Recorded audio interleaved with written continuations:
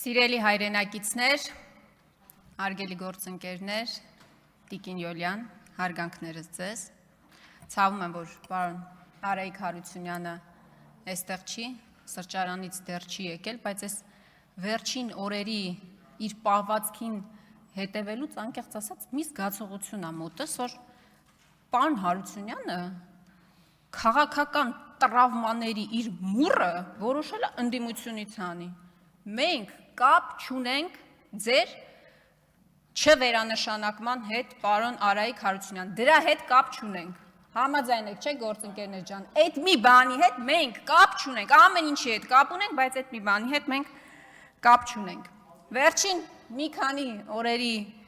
իրադարձություններին եմ ուզում անդրադառնալ, բուռն իրադարձություններին։ Ինչ տեղի ունեցավ երեկ նախագահ Քոչարյանի ձերբակալումը, դրան նախորդած Նիկոլ Փաշինյանի իր որակմամբ կրքոտ ելույթները, բայց ես կասեի մեղմ ասած ոչ այդքան հավասարակշիռ պահվածքը, ամեն ինչ տեղի ունեցավ ժանրի կանոններով, ժողովուրդ ջան, մենք դա բազմիցս տեսել ենք։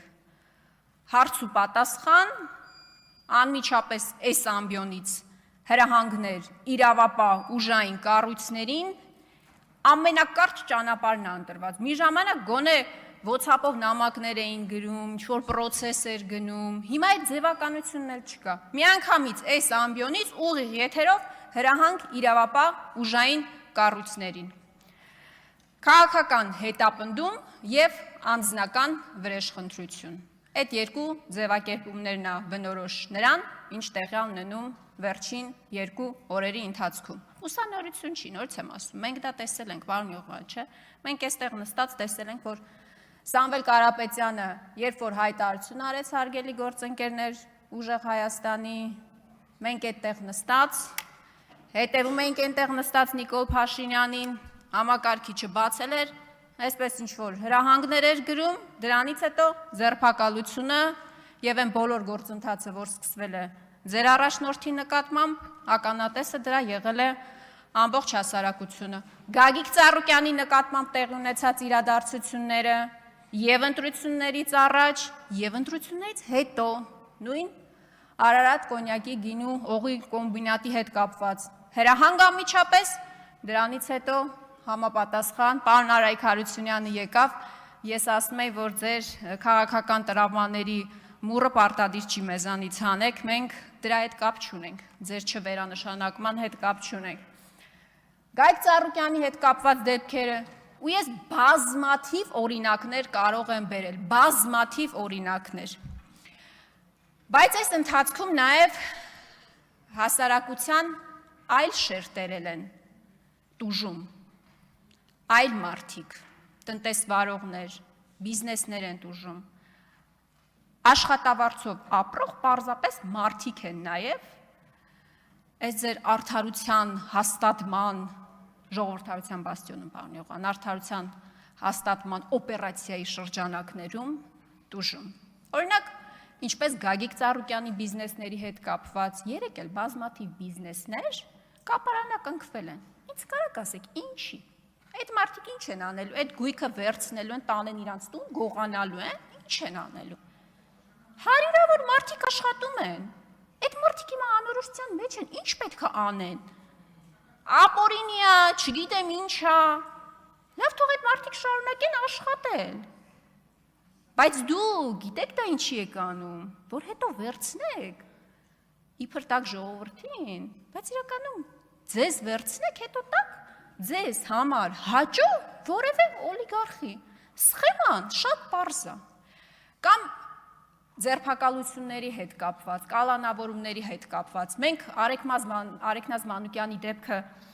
շատ ենք այստեղ քննարկել եւ առաջընթաց կա։ Եվ առաջընթաց ունենք, 3 մի կնոջ են ձերբակալել, որը 3 անչափահաս երեխաների մայր է եւ հրաշալի նորություն ունեմ ձեզ համար, տեսակցությունները բաց է ժողովուրդ։ Այդ կնոջ տեսակցությունները բաց է, բայց մի հատ փոքր խնդիր կա այստեղ։ Այդ կինը ամուսին չունի։ Հիմա հարց եմ տալիս ձեզ, ով պետքա պահի այդ երեխեքին։ Դուք ասեք տատին թող պահի այդ երեխեքին։ Տատին էլ են կալանավորել։ Կարող եք ասել մորքուրը թող պահի, մորքուրին էլ են կալանավորել։ Իդեպ մորքուրի եւ մոր տեսակցությունները փակել են։ Կասեք պապին թող պահի, պապին է տնային կալանք են տվել։ Այսինքն ընտանիքի հորը տնային կալանք են տվել, որը ենթադրում եմ բիզնեսի հիմնադիրն է, ենթադրում եմ։ Կնոջը եւ երկու դուստրերին կալանքի են տարել։ Այս չի ձեր արդարադատությունը, Ժորժ ջան։ Ինչ կապ ունի սա նախկինների հետ, չգիտեմ ում հետ, ինչ կապ ունի։ Օրինակ, այս ընտանիքի պատմությունը ինչ կապ ունի դրա հետ։ Դուք կարող եք ասել, մենք ինչ կապ ունենք դատական համակարգի հետ, բայց Նիկոլ Փաշինյանի ելույթից հետո դա էլ չեք կարող ասել, որովհետև ինքը պարզ ասում է, այո, ես հրահանգ եմ տալիս։ Սա իշխանության տարանջատման, օրենքի առջև հավասար, բոլորի հավասարության, ժողովրդավարության, Եվրոպական միություն եք գնում Տիկին Կարապետյան, ստանդարտներին պետք է համապատասխանեցվենք։ Այդ ամեն ինչի ֆոնին ես օրինակ անկեղծ ուզում եմ հասկանալ դուք եւ Եղոյանը ինչ եք զգում, երբ որ Նիկոլ Փաշինյանը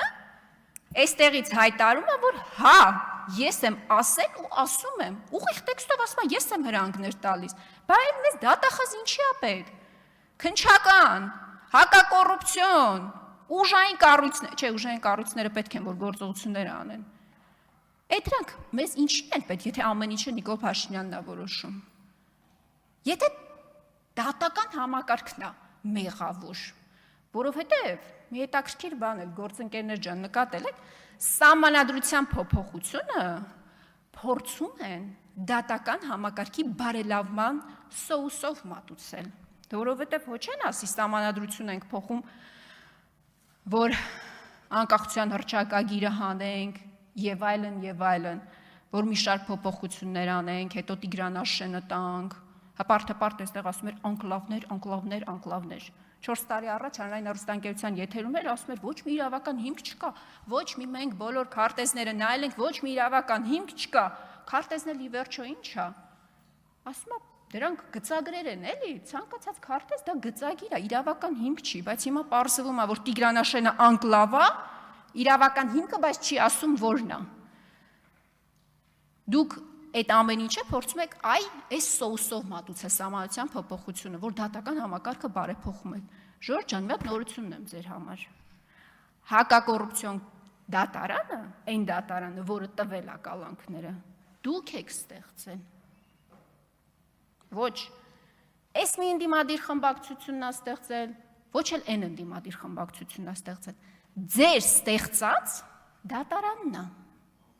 Բարեփոխումների շրջանակներում ձեր Կարեն Անդրեասյանը հպարտանում էր, որ դատական համակարգի դատավորների 70%-ը փոխված է, նախկին չի, ներկա է, 30%-ն էլ մնացել է, բայց այդ 30%-ն էլ ծաղկաքաղ է կարել նախկինի ամենավատ բարքերը, ամենավատ դատավորներին, մացոներից սկսած թողել եք իրենց տեղում։ Այն բոլորը Արմեն Դանիելյաններով, այն բոլոր դատավորներով, ովքեր հլու հնազանդ կատարում են ձեր ցանկությունները։ Ես մի բան եմ նկատել, այս վերջին շրջանի ելույթներում եւ առհասարակ իշխանության գործելավոճում, որ դուք ոչ մի բանի հետ կապ չունեք մեղավորության տեսանկյունից։ Եթե տնտեսական ցուցանիշները հաջող են, դա իշխանության շնորհն է։ Եթե ԵԱՏՄ-ում ապրանքների արտահանման խնդիր ունենք, պարզվում է դա այն քխնդիմությունն է մեղավոր, որ քաջալերում է այդ սանկցիաների կիրառումը։ Դուք ոչ մի բանի հետ կապ չունեք։ Բանակում ինքնասպանության, չգիտեմ որի օր դեպքն է, պաշտպանության նախարարը կապ չունի։ Պատերազմը հայրենիք ենք կորցնում, հազարավոր տղաների ենք կորցնում։ Երկրի ղեկավար ասում է, ես պատասխանատու եմ, թե մեղավոր եմ, ինչ որ երկու բառախաղան, ոչ մի բանի համար դուք մեղավոր չեք, ոչ մի բանի համար, ու ոչ մի բանի համար չեք ուզում պատասխանատվություն ստանձնել։ Ոչ էլ ձեր ստերի համար եք ուզում պատասխանատվություն ստանձնել, Տիգրանաշենի օրինակը վառ օրինակ։ Ես ոնց հասկացա, ես իշխանությունում միակ պատասխանատվության զգացողություն ունեցողը Վիլեն Գաբրիելյանն էր, որ գիտակցեց իր պատասխանատվությունը եւ հրաժարվեց մանդատից։ Շնորհակալ եմ։